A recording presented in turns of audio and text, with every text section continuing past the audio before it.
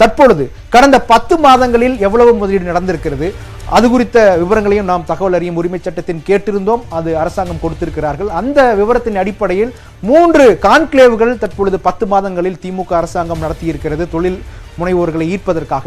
அதற்காக அவர்கள் செய்த இந்த செலவு என்பது 2.81 கோடி ரூபாய் செலவு என்பது இந்த கடந்த தற்போது நடப்பில் இருக்கக்கூடிய திமுக அரசாங்கம் செய்திருக்கிறது. அதன் மூலமாக 108 MOUக்கள் சைன் செய்யப்பட்டிருக்கிறது, கையெழுத்தாகி இருக்கிறது. அதன் மூலமாக உறுதியளிக்கப்பட்டது 56,230 கோடி ரூபாய் உறுதியளிக்கப்பட்ட முதலீடு. இதுவரைக்கும் செய்யப்பட்ட முதலீடு, கடந்த 10 மாதங்களில் செய்யப்பட்ட முதலீடு 211 கோடி ரூபாய் இதுவரைக்கும் முதலீடு என்பது செய்யப்பட்டிருக்கு. அதே போல வேலை வாய்ப்பையும் நாம் பார்க்கலாம். கடந்த 10 மாதங்களில் எவ்வளவு நடந்திருக்கிறது இந்த 3 கான்க்ளேவ் மூலமாக. உறுதியளிக்கப்பட்ட வேலை வாய்ப்பு 1,74,999, உருவாக்கப்பட்ட வேலை வாய்ப்பு 780. இந்த 10 மாத காலத்தில் உருவாக்கப்பட்டவை.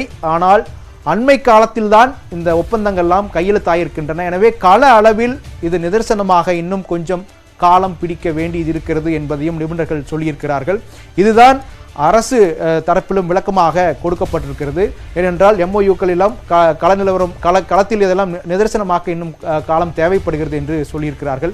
இது மாதிரியான இந்த தரவுகளை நாம் பார்த்தோம். இந்த தரவுகள் சொல்வது என்ன, தமிழக அரசாங்கம் இன்னும் எவ்வளவு தூரம் இன்னும் முதலீடுகளை ஈர்க்க வேண்டும், வேலைவாய்ப்புகள் இன்னும் அதிகப்படுத்த வேண்டும் என்ற விவரங்களை எல்லாம் பேசுவதற்காக தொழில் நிபுணர்கள், முதலீட்டு வல்லுநர்கள், நிதி ஆலோசகர்கள் நம்மோடு தொலைபேசி வாயிலாக இணைகிறார்கள். அவர்களும் பேசலாம். முதல்